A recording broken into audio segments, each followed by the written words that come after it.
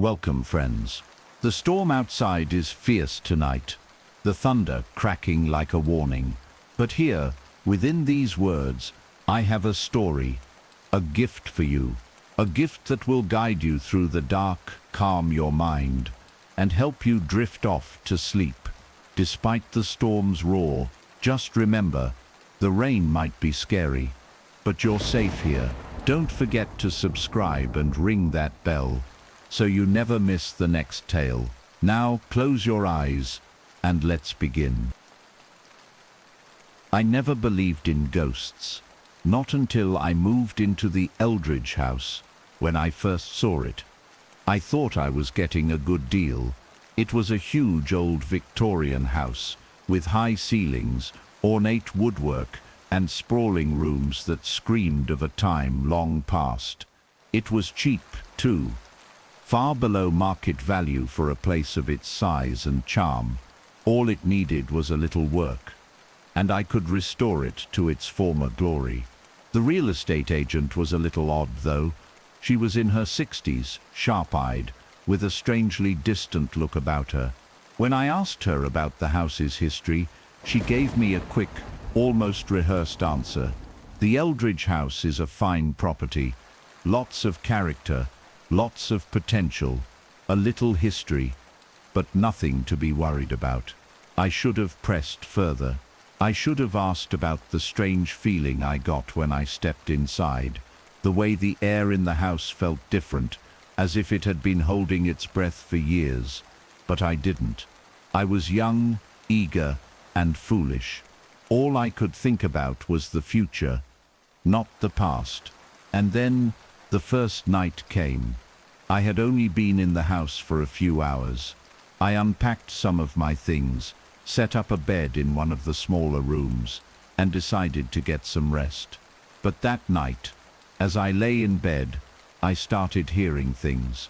At first it was soft, a faint sound, like something moving behind the walls. I dismissed it, telling myself it was just the house settling. It was old. After all, old houses creak, old houses groan. I rolled over and pulled the covers tighter around me, trying to ignore it. But the sound didn't stop. It grew louder, more distinct. A scratching, a tapping, like fingernails dragging slowly across wood. It came from the walls. I froze. My heart was pounding, my mind racing. It was so strange, so deliberate. I lay there for what felt like hours, trying to convince myself it was nothing. Some animal behind the walls, or maybe the wind, maybe. And then I heard it. A voice, not loud, not clear, but a whisper, barely audible, and yet unmistakable. It was as though the voice was coming from deep within the walls, a voice I could almost understand, but couldn't quite make out. I sat up in bed, heart thumping in my chest, the darkness of the room pressing in around me. The scratching continued, then stopped abruptly, followed by that same whisper. My hands were sweating, my stomach in knots, and I couldn't tell if I was terrified or just confused. I didn't know what to do. I thought about leaving, running, but I couldn't bring myself to. The house was beautiful, and I had already put down roots. I told myself it was just nerves. Maybe I was tired. Maybe I had imagined it. The next day, I decided to confront it. The walls were old, so maybe the pipes or the wiring were causing some weird noise. I wasn't sure what I was expecting to find, but when I searched the room, I found nothing. No pipes, no wires, no reason for the noise. But the scratching came again that night, this time louder, more desperate, and this time the whisper was clearer. It wasn't just a whisper anymore. It was a command, a demand, and it came from somewhere deep in the house, from the walls, from the floors, from the very heart of the Eldridge house. I stood frozen in place, my breath shallow, my heart pounding in my chest. I wasn't imagining it. This wasn't my mind playing tricks on me. And that's when I realized something. The house wasn't just old. It wasn't just settling. It was alive. The rain's still pouring, and that thunder's really something, huh? But don't let it distract you. Let's keep going with the story. And hey, before we dive deeper, make sure you've hit that subscribe button. You wouldn't want to miss what comes next, right? The next day, I did everything I could to rationalize what had happened the night before. I didn't want to believe it. I couldn't believe it.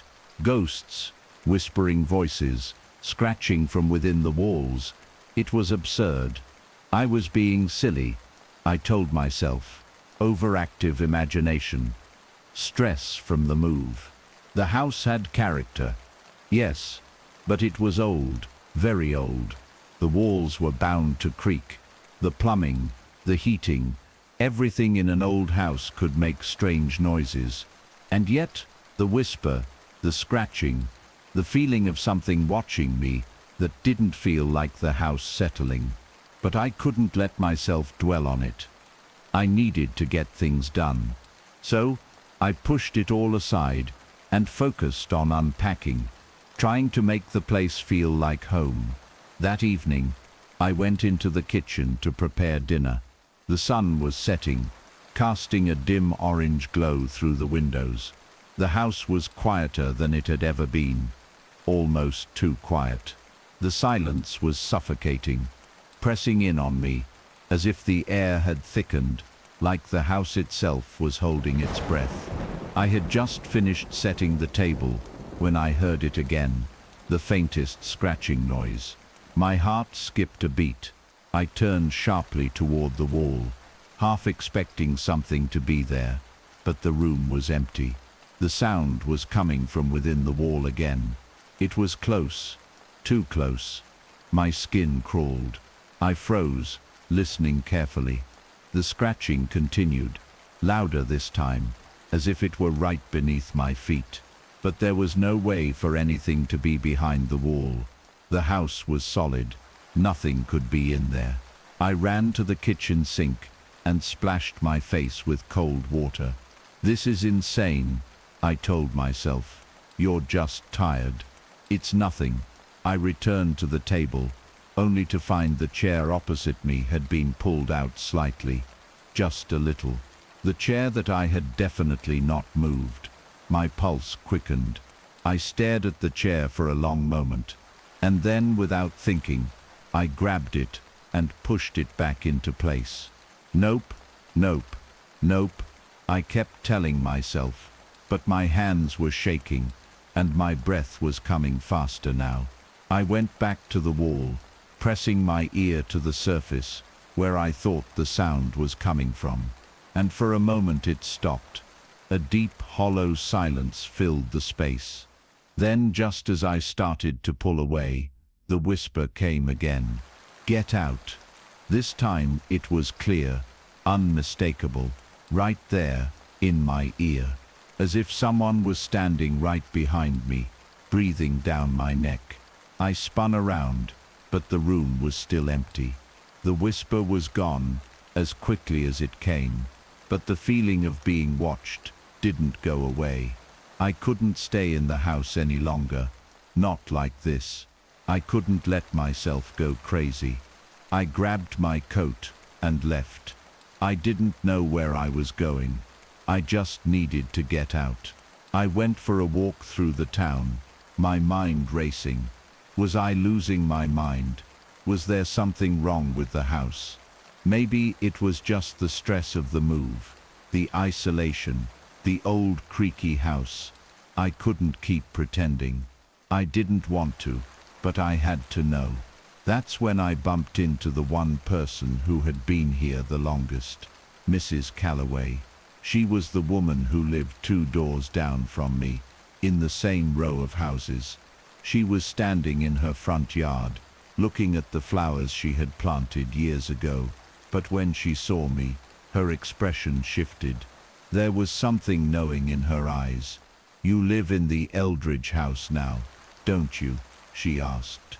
It wasn't a question, more of an observation. "Yeah," I replied, cautiously. "How did you know?" She smiled faintly, but there was a sadness in her eyes. "I can always tell when someone moves in there. It's that look on their face. That confused look." My stomach tightened. "What do you mean?" Her gaze softened, and she glanced over her shoulder, almost as if making sure no one was listening. "People don't last long in that house. Not without, well, you'll see." I frowned. "What do you mean? What happens?" She sighed, wiping her hands on her apron as she turned toward me. "It's hard to explain, but that house, it's got a history, one that no one talks about. But that doesn't mean it's forgotten. Strange things happen in there, things that people try to ignore. But eventually, the house, it changes you, makes you see things." My heart started to race. "Like what?" She glanced back at her house, her voice dropping to a near whisper. "Like the scratching, like the voices, like the feeling that something's always there, watching." I stared at her, wide-eyed, my breath caught in my throat. She turned and looked at the house again, her expression distant, haunted. "You'll hear it soon enough. It comes for everyone. Everyone." I opened my mouth to say something, but she held up a hand. "Don't try to fight it. Just leave before it gets too bad. Once it's in your mind, once it has you, it doesn't let go."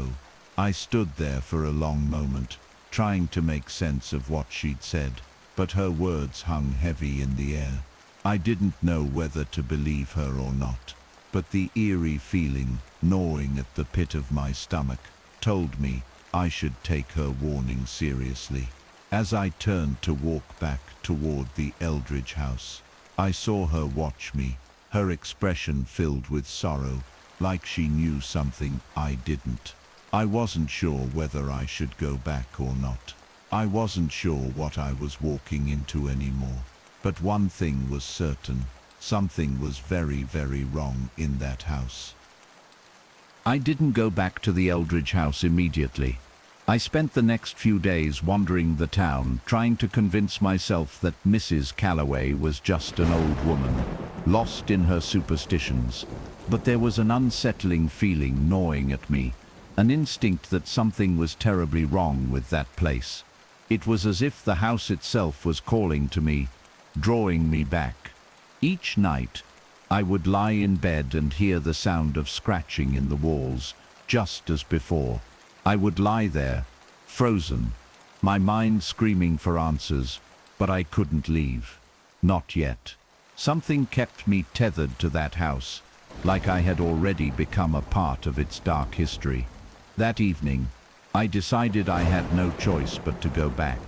I couldn't keep running from it. I had to confront whatever it was that was haunting the house, whatever was pulling me back. I needed answers, even if they terrified me. When I walked through the front door of the Eldridge house that evening, it was as if the air shifted. The familiar stillness of the house seemed to wrap around me, suffocating and cold. The shadows in the corners of the room grew deeper, as if they were alive, waiting for something. I stood in the hallway for a long moment, listening to the silence. Then, just as I was about to move forward, I heard it again. The scratching, louder this time. It was coming from within the walls, but it wasn't like before. It was more frantic, more urgent. It was as though something or someone was trying to break free. I hesitated, my hand gripping the banister of the stairs.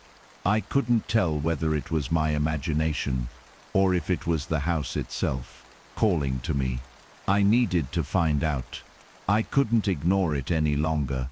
I made my way up the stairs, the wooden steps creaking beneath my feet. The air in the house seemed to grow thicker with each step, like the very walls were closing in around me. When I reached the landing, I turned left and walked down the narrow hallway that led to the room where I'd first heard the scratching. It was the room I had been staying in, the small one at the end of the hall. As I stood in front of the door, I felt a wave of dread wash over me. I wanted to open the door, but my hand trembled as I reached for the knob.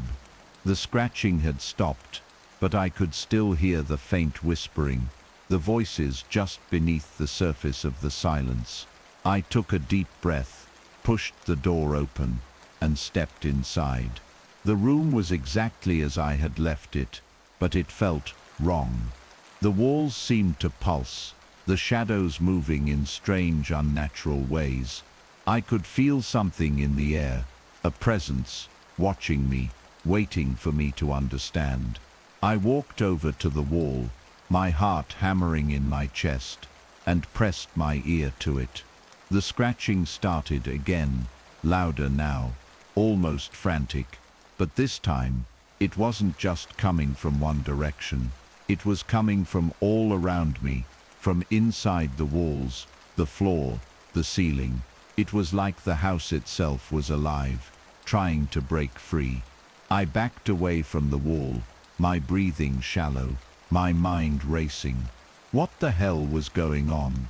I grabbed the nearest object, a lamp, and smashed it against the wall. The force of the blow left a dent in the plaster, but the scratching didn't stop. In fact, it grew louder, angrier. It was as if something was responding to me, as if the house didn't want me to stop. And then the whispering started again. Only this time, it was clearer. "You shouldn't have come back," the voice said, low and hollow, as if it were coming from the walls themselves. I spun around, looking for the source of the voice, but the room was empty. There was nothing there. "Who's there?" I demanded, my voice shaking.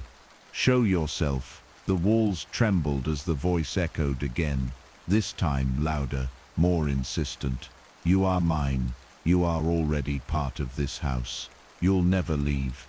I felt a sharp pain in my chest, like something was tightening around my heart. My vision blurred, my body freezing in place. The walls around me began to ripple, the plaster bending and stretching, as though the house itself was warping, shifting. I could hear the sounds of something breathing, slow and deep, coming from within the walls. The temperature in the room dropped drastically. I could see my breath fogging in the air, the cold sinking into my bones. I turned toward the door to leave, but it slammed shut with such force that I staggered backward. I was trapped. I couldn't move. The house had me, and that's when I saw it. In the corner of the room, just beside the window, a shadow began to form, slowly at first, then quicker, like something was crawling out of the darkness, something that shouldn't have been there. The figure was tall, impossibly tall, with arms that stretched unnaturally long, its face obscured in shadows. I tried to scream, but the words caught in my throat. My feet were frozen to the floor. I couldn't move. The figure stepped forward, its face coming into view. I could barely make out its features, but I saw its eyes, hollow, empty, but they were looking at me, and I knew they were looking at me. "You wanted answers," the figure whispered, its voice low and guttural, "but now you know. You always knew. The house never lets go." The walls groaned, the house itself shuddering, like it was alive and breathing, and I felt my chest tighten with an overwhelming sense of dread. There was no escape. I understood now. This place wasn't just a house, it was a trap. The Eldridge house wasn't alive in the way I thought. It wasn't the building itself that was haunted. It was the land beneath it, the place, the power that had been there for centuries. It wanted me, and it had been waiting for me all along. "You belong to me now," the figure said, its voice dripping with malice. And that's when I realized the truth. I wasn't just trapped in this house. The house was inside me now. I couldn't breathe. The weight of the figure's presence was suffocating. The walls were pressing in on me, their groaning turning into a steady hum, vibrating through the entire room. The shadow in the corner seemed to stretch longer, its form becoming more distinct, more real as the darkness around it thickened. I couldn't escape its gaze, those hollow, empty eyes that bored into me, pulling me deeper into the nightmare. "You belong to this house now," the voice whispered again, low and slow, like it was savoring each word. "You wanted to know the truth, but the truth is, there is no escape."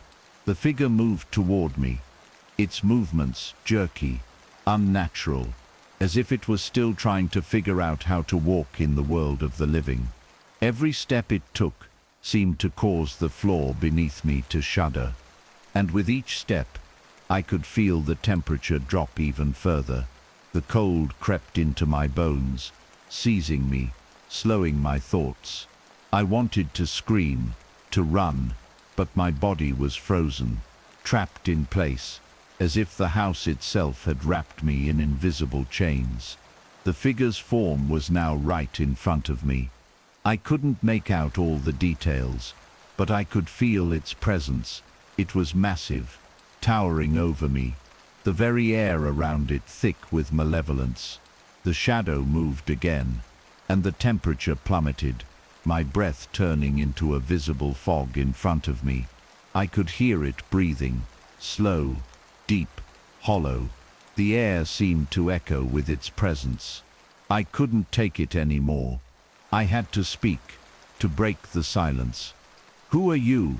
I whispered, my voice barely audible, cracking with fear. "What are you?"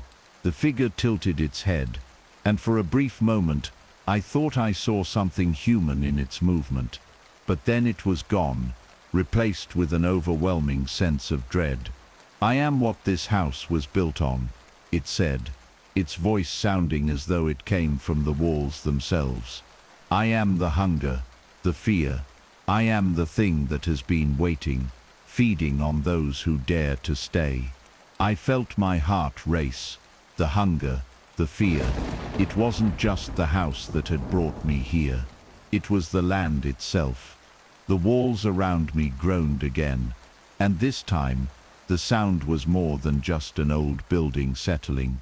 It was like something ancient was awakening, something that had been sleeping for centuries, waiting for someone foolish enough to cross its threshold. "You're not the first," the figure continued, its voice almost a growl now. "There have been others before you. They come, they think they can escape, but they can't. None of them ever do." I shook my head, trying to push away the fog that had overtaken my mind. Others, what did it mean? What was it trying to tell me? "You were never meant to leave," it said, its voice soft, almost gentle now, as if it were trying to lull me into a sense of calm. "This house, this land, it owns you now. You're already part of it." The scratching started again, louder now. It wasn't just the walls anymore. It was coming from everywhere. The floor, the ceiling, the very air itself seemed to be tearing apart, as if the house was coming alive around me. I wanted to run, to flee, but I couldn't. My feet were glued to the floor. My body refused to obey. "You belong here now." The words echoed through my mind, filling my head with a dizzying sense of dread. I could hear the whispers, thousands of voices, all speaking in unison, all murmuring the same thing over and over again. And then everything went still. The scratching stopped. The whispers faded. The temperature returned to normal. For a moment I thought I had imagined it all, that it had been a dream, a nightmare that I had conjured in my mind. But then I saw it. In the corner of the room, just behind the figure, I saw the faint outline of something, someone, a shape, standing in the shadows, barely visible.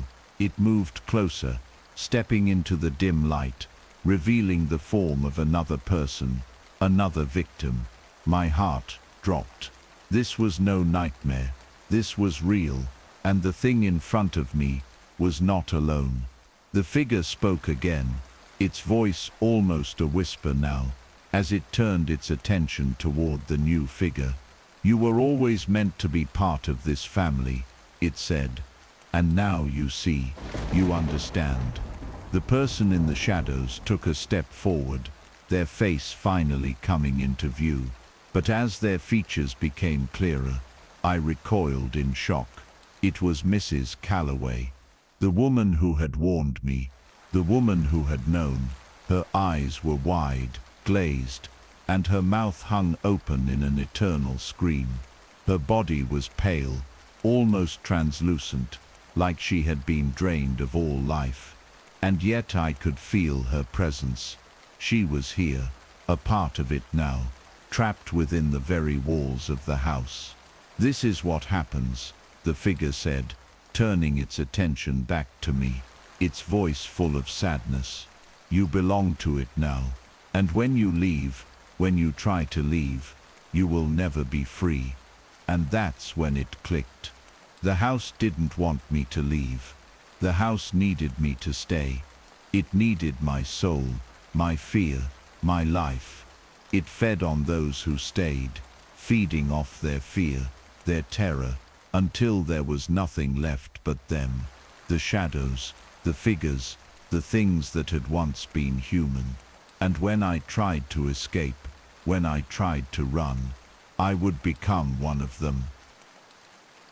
I could feel the walls closing in, suffocating me with their oppressive weight. The figure, the thing that had once been a man, loomed before me, its presence seeping into every crevice of the room, into my very soul. The shadows that had once clung to the corners of the room were now swirling, moving with a life of their own, as if the house itself was alive, breathing, hungry.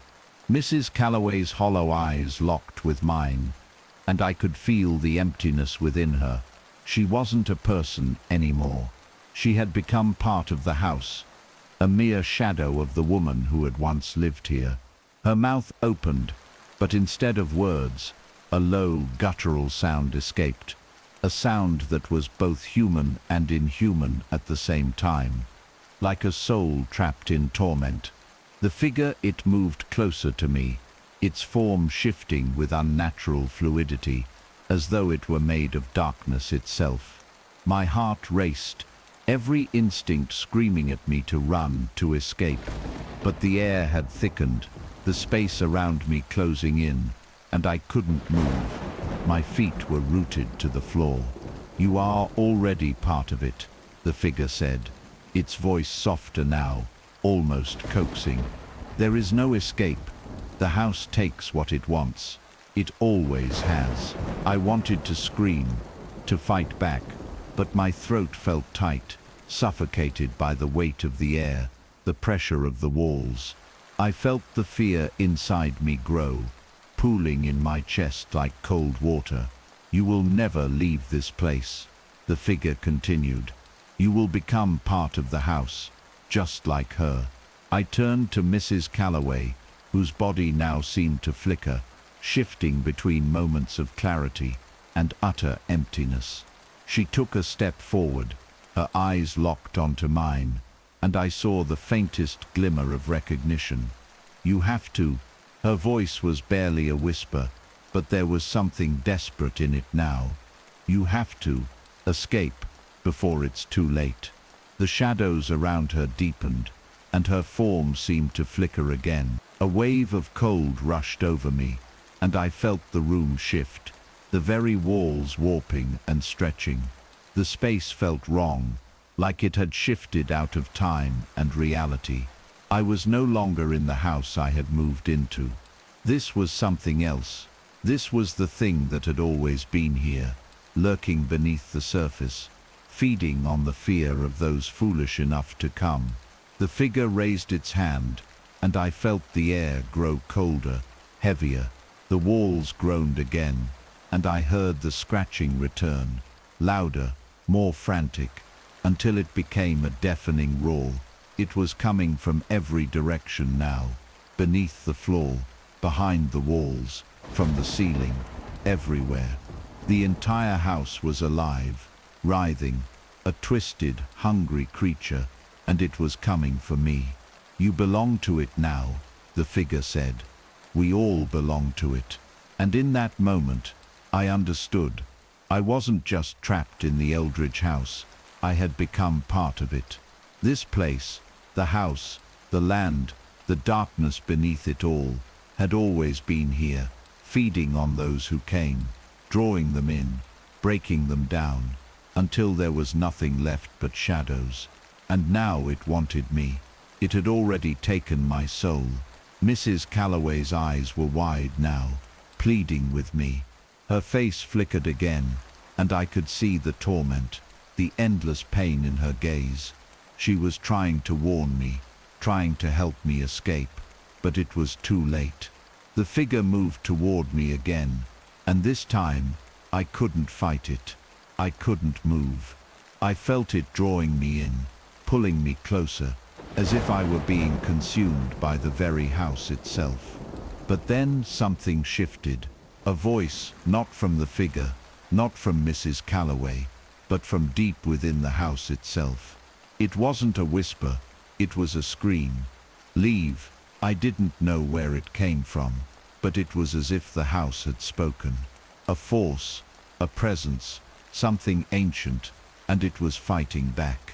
In that moment, I felt a rush of energy surge through me, a sense of power, of defiance. I couldn't just stand there. I couldn't let it take me. With everything I had, I pushed myself forward, away from the figure, away from the walls that seemed to close in on me. The floor buckled beneath my feet as I ran, the house groaning with fury, as if it was trying to hold me down, keep me in. I slammed into the door. It wouldn't budge. The scratching, the voices, the screams, they grew louder, angrier, like the house was ripping itself apart. And then I heard it. The door clicked. I threw it open, stumbling out into the hallway. I had to get out. I had to leave before it claimed me. But as I ran, I could feel the house stretching around me, its cold fingers reaching out, trying to pull me back. I didn't look back. I couldn't. I just ran. I burst through the front door, out into the cold night air. For the first time since I had moved in, I felt the weight lift, the darkness, the fear, the house itself. They were behind me. I was free, but as I stood there, gasping for breath, the door slammed shut behind me. I turned, my heart sinking, and for just a second, I thought I saw it. The shadow, the figure, standing in the window, watching, waiting, and I knew, deep down, that it would never let me go.